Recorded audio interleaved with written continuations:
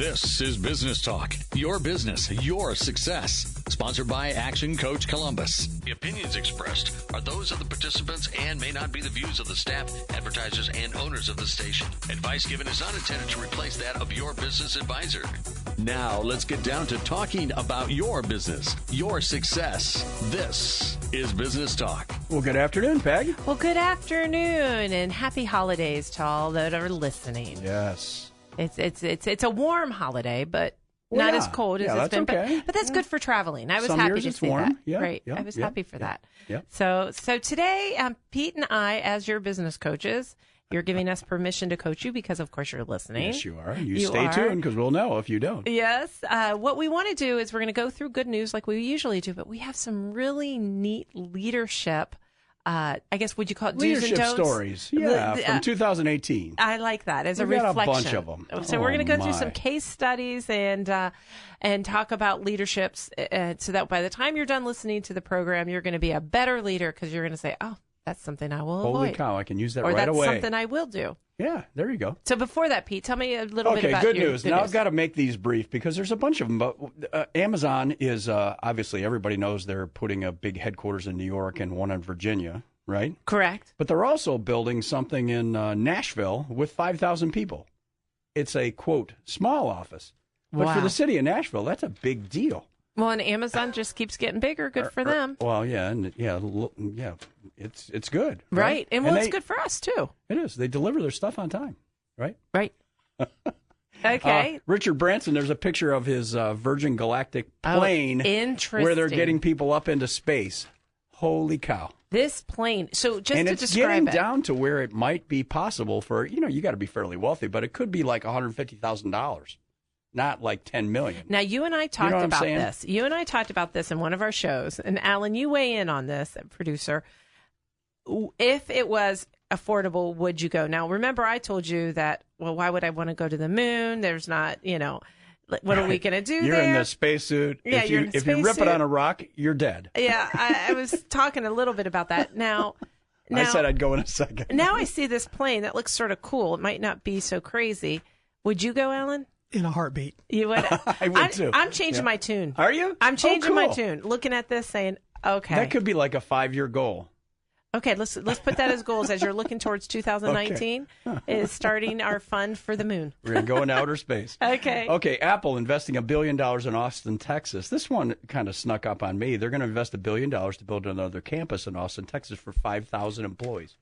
So, it's not hundreds of thousands, but it's 5,000 people. Got it. It's going to cost $1 billion. Got it. I mean, that's a good thing. Honeywell International is moving its headquarters from New Jersey, high-tax state, to North Carolina, low-tax state. I'm just saying.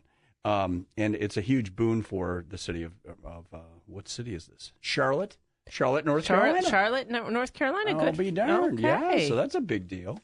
Very big, and I like all this good news. There's plenty of good news. And now these are, if you were here if you could see, of course this is radio. I want to picture it. It's articles that Pete prints out, and I like the articles because nowadays everything's on the internet, and so you're going through the Wall Street Journal and Barron, right? Yeah, Barron. Well, yeah, sure. Okay, that's where these are coming from. Okay, this is a good one. Cross U.S. customers off the worry list. We don't need to be worrying about that. It says, yes, Americans are spending more as Christmas approaches, but they're saving too. Our savings rate is going up. And look at this chart. There's a chart of the debt level for personal debt level. Oh, my Lord. And it's been dropping dramatically for the last couple of years. People are paying off debt, which is a really cool thing. So if you looked at 2008, it looked like it was at an all-time high. Right. And now, so it was up to 130%, and now it's like going down towards 100 to 80-ish. Yep. Wow. Last piece of good news. Now, this is just a tip for you guys. It says, I like this. This is what got my attention. Breaking the snooze button habit. This is Peg and Pete with Business Talk. And it says, hi, Dan. Our 14-year-old son had a hard time getting up in the morning. He sets an alarm clock, but always presses the snooze button and goes back to sleep. We don't want to get in the habit of waking him up ourselves because we want him to take responsibility. What do? Teenagers need a lot of sleep. Waking up requires substantial willpower. One way to deal with this is to have a Ulysses contract. If you've ever read Homer's Odyssey, he had the people in his ship rope him to the mast and then cover his eyes so he couldn't hear, and cover his ears so he couldn't hear the sirens because they'd pull your ship into the rocks and crash your ship. So basically what they did with their son, and you can do it too, is to put the alarm on the other side of the room. If you use your iPhone, don't set it right next to your bed. Put it in a far edge of the room. That's a nice little tip. Now, it's just a little tip. I like the tip. Yeah. That is a good tip. And one of the things that we do as your coaches, we talk about your frame of mind. And when you get up in the morning, how are you setting your mindset? And it's funny because I just bought a book yesterday, and I'll tell you, I have a client reading it called The Miracle Morning. And it's things that they encourage you to do as you start your morning. One is reading and gratitude. Right. And it's things that we tell people, which I'm really excited to get the book.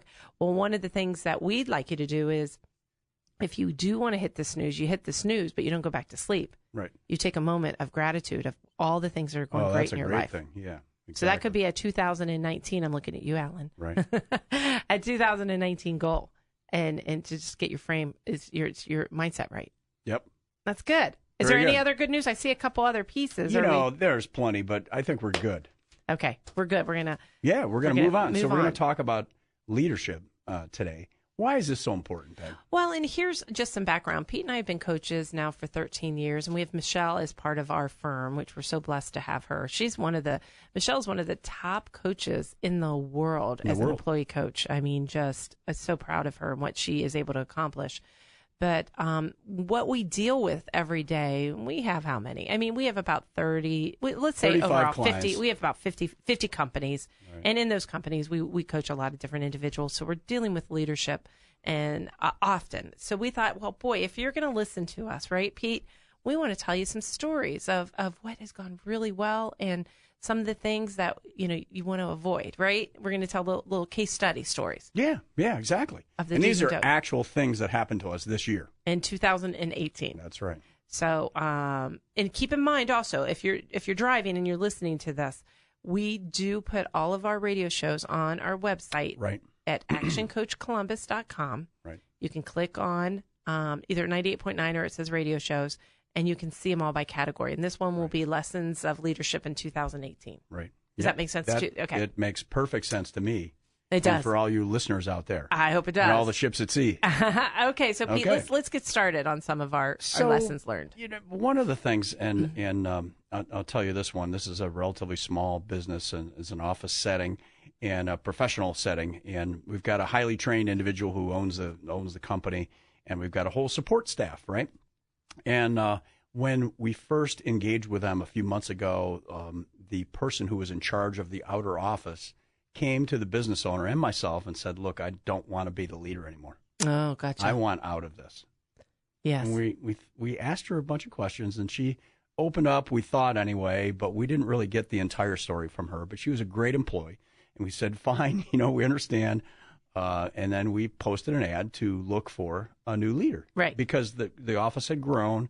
It's steadily growing, so they need somebody who's a worker, but also kind of a part-time supervisor. Right. So they need a worker and a little bit of supervisory help.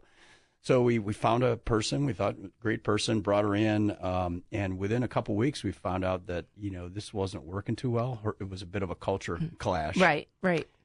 And then we had a couple other things happen. We found out one of the employees who'd been there before we brought this other person in had been causing some issues, like the source of some of our problems. It's why the one person wanted to not be the leader anymore. Correct. We found that out just in the last few weeks, that we kind of brought it to a head, and the one person that was really causing disruption quit. And then we started working with the new leader and found out, well, she really is not the person that she thought she was going to be. And she actually had looked for another job right when she started with this company. Right. And was going to go work for the government.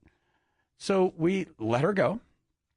In the last couple of weeks, two of the employees came to the business owner and myself, and we started talking. They want to take over and share the leadership role within this small company. And it's actually going to work out perfectly. So what are some of the lessons learned from this? Like, as the coach and as the owner, as you're reflecting back, what would you do differently? Well, what I would say is one thing is to be out there listening to your folks all the time. And it doesn't mean you're out there every minute of every day, but you've got to carve out a few hours every week or a few minutes every day and be talking to different people in your business to know what's really going on. Well, and I like, we always like to say verify and then respond. Yeah. But verification, you might hear a story from one team member that might not be the whole story. And so you don't want to react or respond to what you're hearing, but to understand and verify by getting out to your people. Well, one thing that happened in this case, we found out that we had this one employee who'd been disruptive for several years, and the other employees didn't want to come forward. And so that's a watch out, is that you really have to keep talking to people and have a good enough relationship with them so that they will share what's really going on in your business. Right. And you do that through, when we return, we're going to talk about strategies that other leaders have used in order to get in touch with their people even more. Great.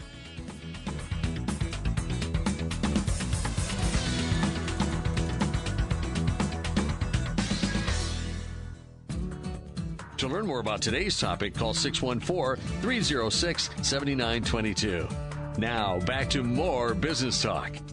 So we're talking today about leadership lessons or stories from 2018, and Peg and I are just using some examples that we've run into with our own clients this year. And there's a lot of interesting examples, and they're all different kinds of businesses. We're dealing with a lot of variety here. Right. Large companies, small companies, and it's just all over the map. I mean, however, everybody needs great leadership.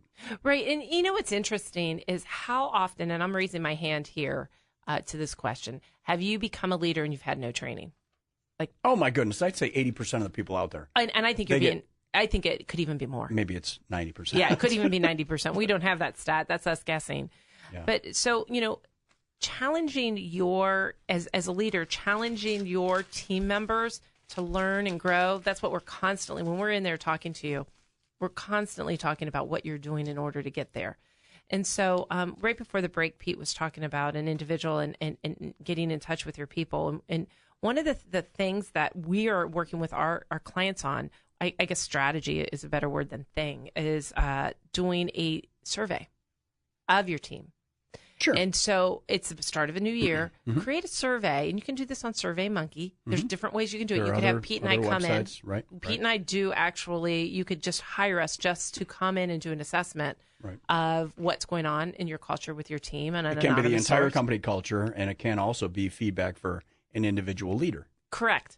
Either Perfect. Way. And in fact, we're going to do this with our clients in Virginia. I had suggested it, just saying, my question to them was, are we at risk of losing any people? Because right now, all of our clients' number one thing is making sure we retain our people, because it's hard to get people. Oh my, it is. It's our number one issue. So it's the good news and bad news about the economy. Yes, exactly. So asking your question of, are we at risk, and knowing that you might not have all the answers, like that story you just told.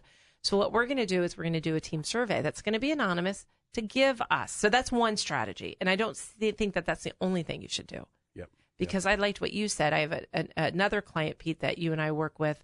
I was talking to the president and actually some of the VPs, and I said, how often are you spending one-on-one time out of the office? I'm talking about a lunch or a breakfast, or I guess you could do a drink, or where you're really just talking to people and seeing how they're doing. The other thing I want to go back to that other story for a minute is that this business owner went through some emotional turmoil while all this was going on. This is over a period of months. Right. And it actually has turned into a really happy ending. We're now looking for a lower level person, which will be easier to find than a manager with the technical skill set that we need. We're just going to find the technical skill set and leave it at that. And it has reinforced her relationship with these two individuals that she really cares about and who are great employees. And she's removed a source of problems. An obstacle. And it all worked out for the best. And in the middle of it, it was rough because, oh my goodness, this new person, we wanted the person to succeed, but we found out it really wasn't going to. And we kept saying, it's okay. If it will, we'll make it work. If it won't, that's okay too. And it turned out really well. That's good. Okay, so those are some do's for one leadership story. Do you have another one you want to share?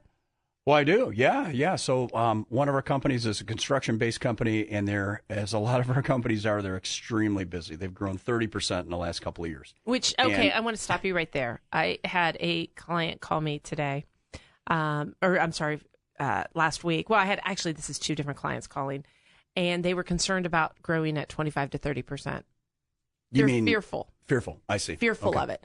Yeah. And I just want to tell you, and as I told them, that is okay. We are doing it every day. You mean you can do it? You can do it. Right. You can do it, and it will be okay. If you're worried, you get a coach.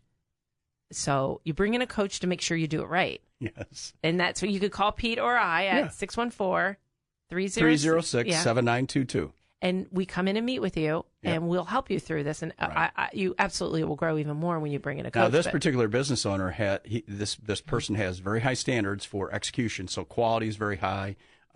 Relationships with the general contractors and superintendents and customers, that's very important to this individual. And therefore, as a result, he has kept his hands on a lot of things that he wants to make sure is right himself, right? If a bid package goes out, he's going to look at every line and read every word and, those kind of things. So as a result, over the last few months, he's worked 80 to 100 hours a week. And you're not over-exaggerating. Not at all. Right. It may even be low sometimes. Which, when you see you're doing that, that's a sign that you need some help and that we don't want you to sustain that for very long. Now, we helped him hire a couple of employees, which was absolutely necessary. And one of his employees, and this employee, she had a reputation for being a little harsh sometimes. Mm-hmm. However, the business owner had a very good talk with her a few weeks ago and asked her to step up and take ownership for a lot of the things that are going on in the office that she's very capable of doing, in addition to training 2 of the new employees that he brought in, because he's just not there enough. He's out with the customers and he's doing estimates himself. And she has just knocked it out of the park over the last month. She's doing great, and she's much happier with her job. Well, because what you did is you empowered her, it sounds exactly. That's Empowering exactly what he your did. Team. And I got to give credit to him because he sat down with her and he opened up and said, I need you. I need you in this role. It wasn't of, you're going to do this. It was, I need your help. So, Pete, the story and the lessons I'm hearing from that is being inspirational. Yeah, it's empowering and humble enough to say, I can't do this without you. I love it. You know what? I'm humble. I'm going to be inspiring, and I'm going to be empowering, and give you the opportunity to shine and to develop. She has risen and jumped into this role, and she's just doing a great job. She's developing relationships with the new employees. She's holding a morning meeting. We put some structure in place, too. Wonderful. She's holding a morning meeting that's only 15, 20 minutes long. We're talking about where resources are applied and what big deadlines we have today. Also collecting things for the business owner because he's out of the office a lot. She's the point person within the office to get decisions made from him. So there's only one person that's going to be contacting him at the end of the day or the next morning and saying, hey, here's a couple things you need to take care of or something you need to sign. I'll get it to you. So she's managing his time, too, in addition to taking that burden off of him. Well, and I think as leaders, what you need to do is what this person did is look at your resources. And are you utilizing your resources to their full capacity? And sometimes, and we do this with our kids, too, and this is Peg and Pete with Business Talk, is the business owner giving him the credit for this is he saw in her the ability to take on a lot more. And he put it out there, and she rose to the occasion, and she wasn't even sure she could do it. Right. And I liked how, we said right before earlier that you need to meet with your people one-on-one, have lunch, get them outside of the office, find out where they want to go, push them to where they can be. And that as a leader is your job. Or if you're struggling with something, well, is there somebody in this office that could help me with this? I got 5 things I'm trying to juggle. I need to give one of them away. Right. What do you need to give away in the next couple of weeks? And Pete, I want to take a minute here to talk about how the do's and don'ts of being inspiring. So your job is, and when I say being inspiring, I mean wanting people to follow you, wanting people to do whatever it takes to get to where we're going. That's your job. So some ways to not do that, right? Some things that will actually be the opposite, but your thinking would work. I'm going to throw out a couple. I want you to, too. Okay. Doing a blanket statement. Which we see often. So let's say you have a team of 10. I'm just going to make that up. And you have, let's say, 3 or 4 people late all the time. A blanket statement sent out to everyone of, we have a problem with people showing on time. You do it in a meeting. Send an email to everybody. Oh, sending an email. Number one. I'm laughing here. Sending an email out to an entire team about poor performance in any way that goes for longer than a page. That is not what you do. Stop it. Now, this has actually happened, right? It happens all the time. Okay. Guys, you leaders, stop it.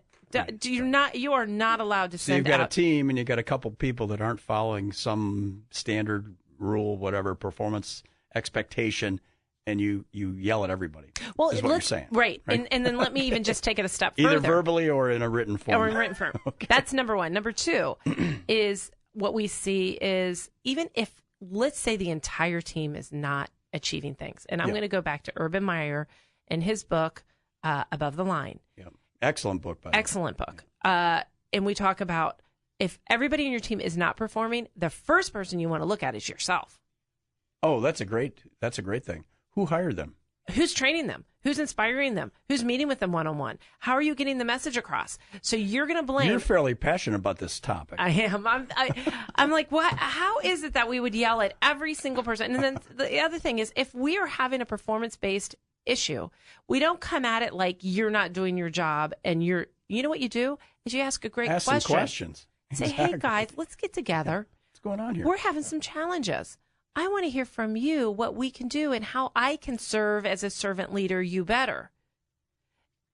I see this often, and that's lack of knowledge of a leader. Yeah. And it's one of our biggest issues when we walk in, that we have to go in and help leaders who have done this repair relationships. Well, it can become a habit where you get angry about something, you go out and spew on everybody, and it hurts things. It doesn't help you. It hurts. Because guess what's going to happen? And I'm telling you guys, I'm talking about firsthand experience at this. Mm-hmm. What will happen is somebody says, well, I wasn't that way. I'm working harder. I can't believe she's yelling at me. I'm not going to try as hard. Well, I guess it doesn't matter. So you actually bring down the performance of your best performers. And you will bring down the performance almost the entire team. It actually does not work. You will see it not work. So you yelling and screaming and berating. So flip it around, that same situation. What was your advice to that business owner? So what I would say to that leader, it doesn't have to be a business owner, it could be a manager, whatever, right?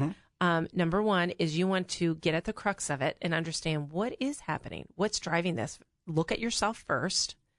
If you can't come to a conclusion, get with your team, have a great conversation. Ask them the questions. We need to be at A, we're at B. What can we do and how can I serve you and help you better to get there? And in having those conversations, if it is a group session, if it's only 5 out of 10 people, then pull the 5 out, have those conversations individually. Do not take the 10 and group them together and say, we have a problem, and you're talking to a bunch of people who don't do it.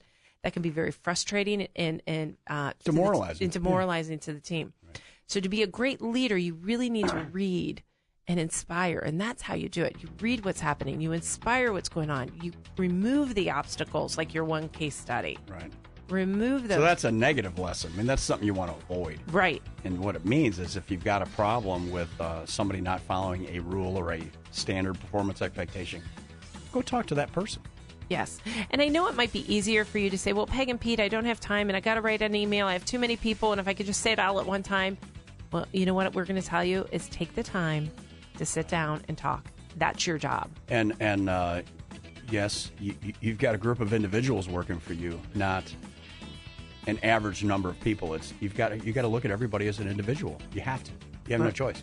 Because your job is to get the most out of them. Each person. And in Urban Meyer's book, Above the Line, that's what he talks about, is taking responsibility.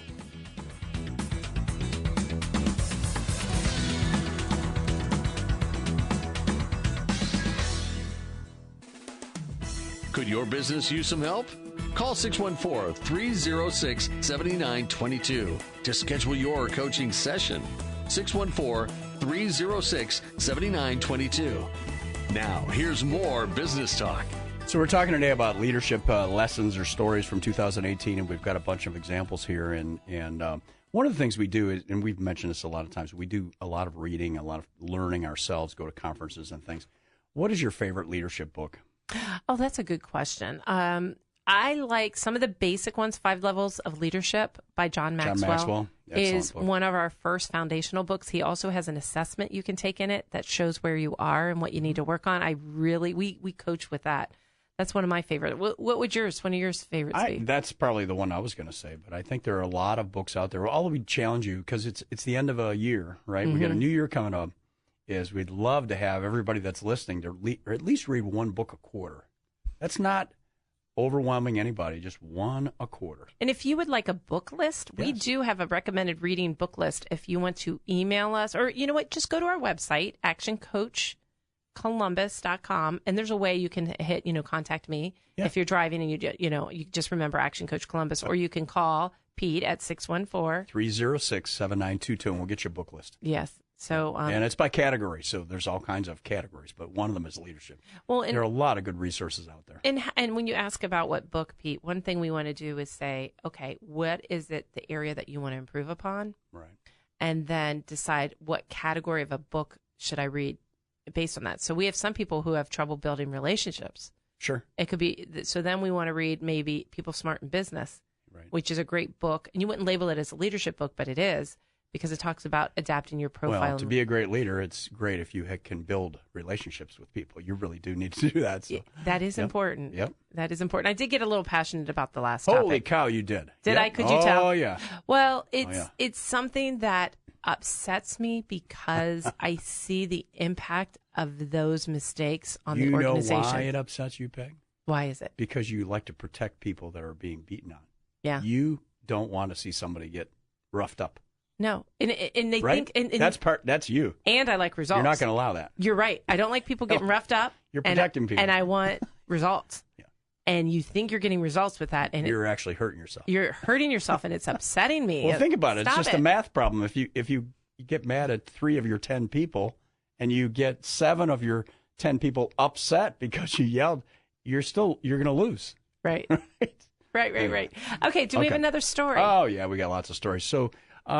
One of our companies, again, this is a rapidly growing company, and they're down in Dallas, and they've grown 30 to 40% every year for the last 5 years. Mm-hmm. And one of the things that's really neat about them is that the business owner loves to sell, and so he's not in the office very much. Mm-hmm. And he has a gentleman there that's the warehouse manager who's responsible for inventory. He's responsible. They sell equipment that's used in auto body repair, and anyway, they're responsible to have these things installed and up and running and training done. So there's a lot of logistical things that have to happen. And the gentleman back at the office has to handle a lot of details, and sometimes can't get a hold of the business owner. And sometimes there's a communication drop. So what this gentleman has done is started to send him a weekly summary by area, the employees, the team, because they're looking for a couple of people now. They're training some existing people. They're doing cycle counts now to make sure that inventory, when we do a physical inventory, that inventory is exactly what it says in the computer, because we had a couple issues with that. So what we're doing is developing some discipline within this employee to make sure he does some things in a very systematic way, but also communicates it to the business owner who's out selling and making them grow another 30%. Oh, that's fantastic. So it's by getting the individual that's at the office disciplined to do certain things in a certain predictable way, and then report to the business owner. Even though he's remote, he can look at it on his phone and see that, some stuff's getting knocked off the list. And it's being done in a methodical way. Well, systemizing is what I'm hearing you say. Creating a systematic way of communicating to make sure that we're covering our bases and managing with the system. Right. That's another good one. Yeah. That is. And, going back to that system, I want to talk about one leader who we're coaching, just a great leader. And, he, you want to be the leader that's saying, how can I be better, right? How can I improve?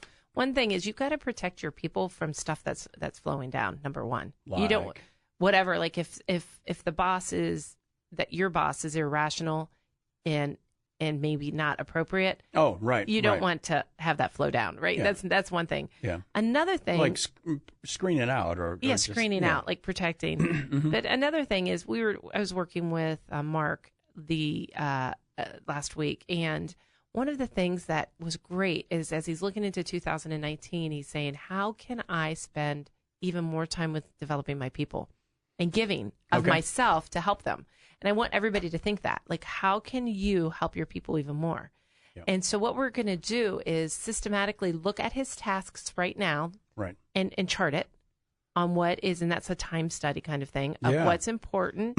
Okay, where his time's going. Where his time's going. Right. And how do we take some of his time and decrease it on some tasks and increase it with his people, right? As a leader. Gotcha. And I want you to really encourage you to do that kind of exercise every 6 months, Because then in the end, what we're going to do as a leader is say, where should I be spending my time? Now, this gentleman happens to be an owner, so part of it's going to be on finance. Part of it's going to be on sales. Part of it's going to be on development of his people. Right. And part of it actually is training. He has to train. So if we're looking at those huge tasks, what % of time do I need to spend on each one? And then making sure you put it in your calendar as a default. Right. So he's going to put it in as a default of, I need to be spending this time one-on-one with my people. And that's something, because those are things that are important but not urgent. So they tend to get ignored. Right. Because something else more important comes Something up. urgent comes up. Right. That may not be as important, but you have to hit a deadline, right? Right. And he was lacking that a little. He was like, I know this is an area I need to improve. And so this is how I'm going to do it. So I'm really excited. And he will. He's definitely will get it done. This is Peg and Pete with Business Talk, and we're talking about leadership lessons and stories and things that we had from 2018. And I've got a related one. And this is a gentleman that's in a larger firm with a couple hundred employees, and he is going to retire in the next 24 months. He'll be gone. Yeah. And I've been working with him for over a year, and he said repeatedly, I need to spend more time with people. And he's done that multiple times. He's gotten some other things systemized, so he's doing well on a lot of other projects. But this particular one of spending enough time with people, he's struggling with actually making himself do it. Yes. You know what I mean? And you've seen this before with clients where they want to do it, right? Quote, but then a month goes by, 2 weeks goes by, and it hasn't been done. Right. Well, what's going on? So we had a talk about values the other day and about what is important to him. Right. Is it completing projects that are billable, that bring the firm net profit? Is that more important than this development? Than the people. And I said, look, you've been here for 30 years. You know a lot about a lot of aspects of this business that some of these relatively new hires, or even people that came from other firms with 3 to 5 years experience, they don't know what you know. And they would love to have what you have. And this guy's really personable. So when people get with him, they love him. Right. They love him. You know what I'm talking about. And anyway, so he committed, and we'll see. It's right after the first of the year when we have our next session. He's going to have a list with the people's names on it. He's going to make himself a little form that he's going to keep on his desk so that he actually commits to X number of hours per week of development time with his people. And That's I said, wonderful. unless you make it a internal value so that you don't feel good when you go home at the end of the week, if you haven't done it, you don't feel good. Unless you get it to that level, you won't do it. Because somebody's always going to say, oh, I need this in an hour. I need that in 2 days. And you're going to work on that thing. Well, and I like what you just said, how it's measuring and creating just a simple spreadsheet. And we, in fact, Pete, somebody we coach, we did this with just last week where we said, you need to get out with your people more. Are you measuring what you're doing? Like, are you putting down who it is and the last time you've had one-on-one attention? Or you're not talking about business, you're talking about them. Right. And to build a relationship. To build a relationship. And it's the same kind of thing. It's deciding it's important and then measuring it and seeing, okay, I'm going to put it down and I'm going to do this quarterly, or I'm going to do it monthly or annually, whatever it is. Yeah. And it's same as this individual. And I challenged him on it a little bit in the beginning, is that you tell me you think it's important, and then you don't do it. So until you value it highly enough, you will continue to not do it. And you have to change your thinking on this. That is very good. And you know what's interesting is you're letting yourself off the hook because you're allowing everybody else. Yeah. I had some project I had to get done, and then that happens every week. Pretty soon a year's going by. And you go, wow, I didn't develop anybody. Yes. And that's it happens so easy to people, right? It goes back to, I guess, what we say is it's important, but not urgent. Right. And it's a spot where we say, you're spending 20% of your time as a leader. You should be in the important, but not urgent, meaning it's very important. I've got to get this done. Yep. But people aren't going to be knocking on my door to get it done. I have to be disciplined enough to make it happen. That concept came out of a book by Stephen Covey. I'm trying to think. Is it The Eighth Habit? Or no, he wrote the 7 Habits of Highly Successful People. Well, there was a next one. Well, there's The Eighth Habit, but I thought it came from the 7th. Maybe it came from the 7th one. But anyway, it's a really good concept. People. And it's kind of counterintuitive. That's the 7 Habits, and it's where he put the rocks. You put the rocks in first, the big rocks in first. So you put the most important things in first in order to get done, and then everything else So follows. if development of your people is extremely important, well, your day's not complete unless you've done it that day.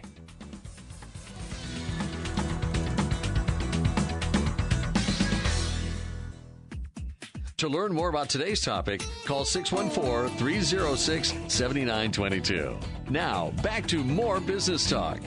We're talking today about leadership lessons from our coaching year in 2018. And again, Peg and I work, and Michelle Calcasola, who's with our firm, we work with 35 to 40 companies at a time, and we're helping a lot of different leaders in very different situations. Big companies, small companies. And Pete, we say 35 to 40, but actually it's up to like 50 or 60. Do you know why? Oh, because we have multiple people in some companies. No, I mean companies. Yeah. No, not people, companies, because we have a leadership program that we just created, which we just added in 10 or 15 companies. That's true. Those. That's right. So I want to tell you a little bit about it. Right. So we've been talking about leadership. So you're saying, okay, Peg and Pete, I hear you. How do I get help? So one of the things we have created is we have 2 classes.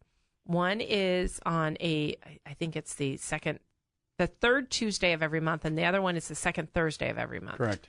And it's the 10th and the 15th of January, I believe. Coming up. So that's this. It's the second Thursday of every month and the third Tuesday, and we have lots of managers coming in, and most of them haven't had much training.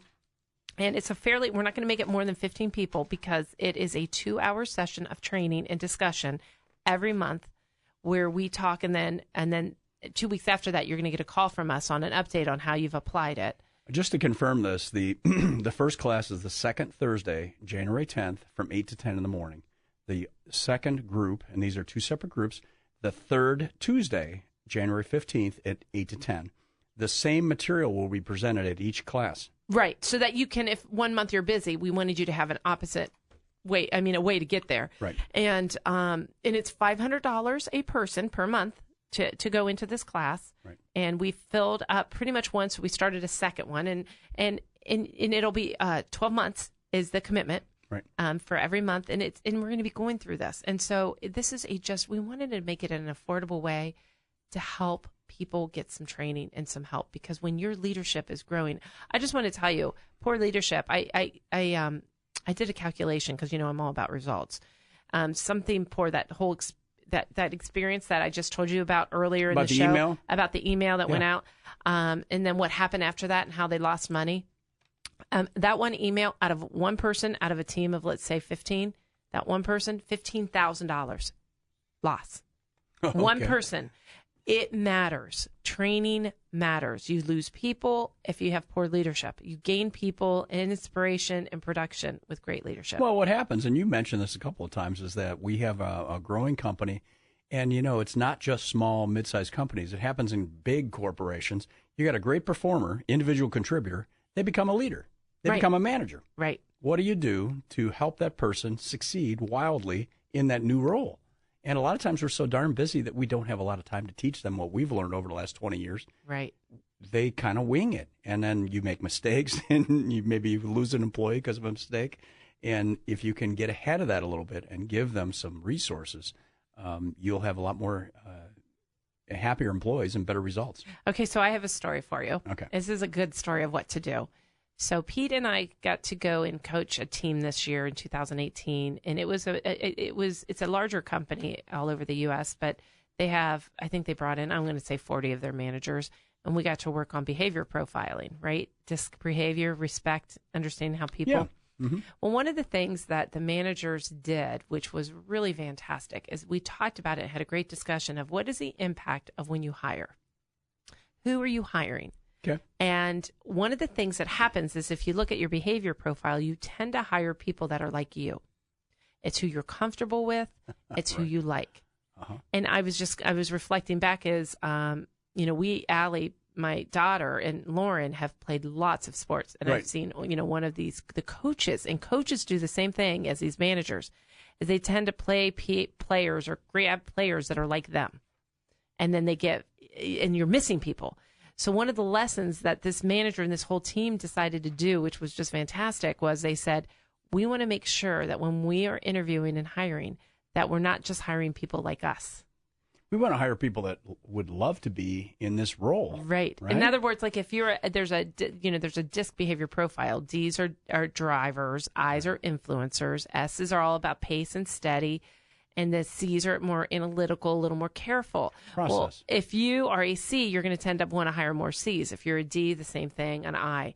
And so they took this concept, and their job is to make sure, reflecting back, that we look at everyone equally, and we don't have blind spots, is what it is. Mm-hmm. So I thought that was a really good letter. And get clear on the role that you have, and let's get a person that fits the role, and they'll be thrilled to be in a role that fits their behavior profile. Love it. Right? Love it. So I have another story for you. Please. Okay, so looking at leaderships in 2018, we have several clients. I'm going to make them all one. If you are a leader and you have more than, and Pete, what would your number be? 7 direct reports is probably plenty. I think that's plenty. That's plenty. Yeah. More than that, it's going to get challenging. Right. And so... well, and what happens is that the leader will be under stress, and then some of the employees are going to feel like, I just don't get to talk to them that much. Right. And I don't get to develop or get mentored or the things. And so we have a couple companies that have done this very successfully, as if you look at your team, and in 2 cases, one had 15, the other one had 20. Oh, wow. Direct reports. And both of them, a leadership lesson was they did a reorg chart. They reorganized how they were going to do it. Okay. And in both cases, it has been astoundingly successful. So what did they do? What they did is they looked at their team of 20 or of insert 15 or 11, and then they assigned a supervisor over that group. Okay. And they trained that supervisor too by us. I'm just saying they had leadership training, and then they had more direct reports. So what happened is that we were able to train and develop and help our people better by putting in some other managers. Like group leader type. Like a group leader. Small groups. Group leader is, and so then the person went from having 20 direct reports to 5. And then the other case, I think it was like 11 to 2 or 3. Now, that doesn't mean they're not working with the employees, but what we had is the development and the reviews being done and the one-on-ones, and I want to encourage... The basic things were more easily done because of the structure. Right. So I want you to look at your leadership structure and your direct reports and say, do I have too many? Right. It's a good time of year to be evaluating those kind of things. Again, this is Peg and Pete with Business Talk. We're talking about leadership lessons that we learned in 2018. With some of our people. Yeah, so that's just one lesson. That's good. Those were a couple. Good. So what would you say is the biggest challenge that leaders have? What do you think, if you asked 100 of them, what do you think the biggest thing they would say? Well, and it's funny because right now what we're doing, which I would ask everybody's question, is asking what's the number one thing you want to improve on. This is what we're asking people. This week's coaching session. This week's coaching sessions. We're all about. It's the end of the year. It's like, so what are we going to work on next year? And I'll tell you what I'm hearing. So, because I've just asked a lot of our leaders. Great. One person was, I move too quickly, and I can be too harsh, and push too much. Okay. That was one. Okay. I have to watch out on that. Okay. And I guess it depends on the type of leader. I have another one where it's actually the opposite. I can get too far in the weeds and move too slow and delay making decisions. Oh, that is very, that's Isn't that different. It's very, very different. I have one person, and I think when you say the number one, I think this is the number one. I have one person say, I'm spending too much time with my lower performers, and I need to spend more time with my higher performers. That's a great insight that they figured that out, though. Yes. And good for them. How we figured it out is we went through the 5 levels of leadership by John Maxwell's assessment and checked off what was going on. And then we saw that there was a hole in his leadership. And it was, he's like, I am guilty. And I said, that is probably the number one thing is we're spending so much time, 80% of our time on the 20% bottom. And how do we make sure that we flip that? Right. So that I would say that's the number one. Those are good. So and a lot of our leaders, because of this growth percentages that we've been talking about, a lot of these companies are growing so rapidly that the leaders are under pressure. They're under time pressure. Well, and that's another one. And I'd say if close to number 2 to that would be number one leadership challenge. Almost all of our surveys come back is they want to see the leader around more. Yeah, that's very, very common. Yeah, and the leader feels like, gee, I wish I could. Yes. Or why do they need me? I get that. Like, why do they need me? I feel like I'm there enough. I get that a lot. And it's true, though. I mean, they are there, but they want to see you more. Yeah. And and you need to make it better. And we ended up having a client that created a strategy where they They did a once-a-month lunch, and they said, sign up, the first 5 people who sign up. And they did it every month, and it's a fairly large company. Yeah. We did the survey. This is very popular. So this was a year ago. They got that survey results. So he said, I'm going to do a lunch every month, and you sign up. They did the survey again, and it went away. It worked. In other words, they felt like he was higher profile. Well, that particular company, they've got over 100 employees. They've hired a lot of new people every year the last 2-3 years.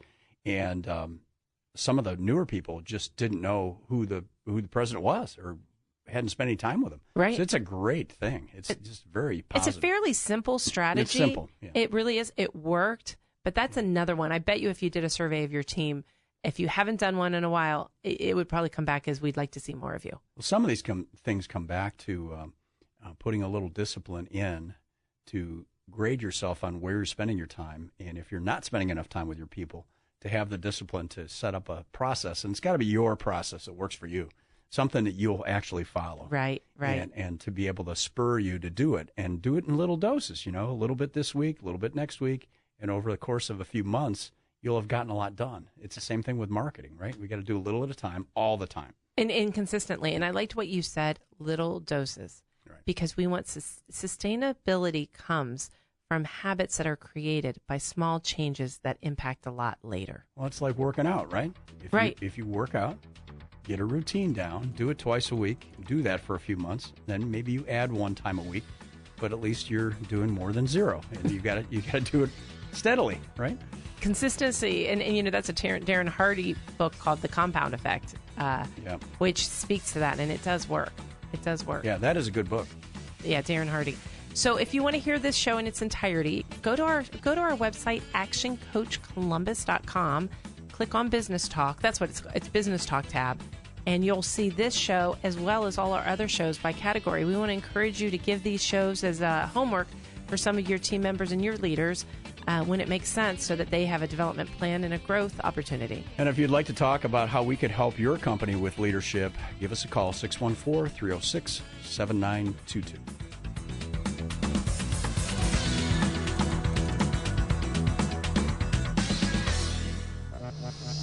This has been Business Talk. Your business, your success. Sponsored by Action Coach Columbus. The opinions expressed were those of the participants and may not be the views of the staff, advertisers, and owners of the station. Advice given was not intended to replace that of your business advisor. For more information about the topics discussed today, call 614-306-7922.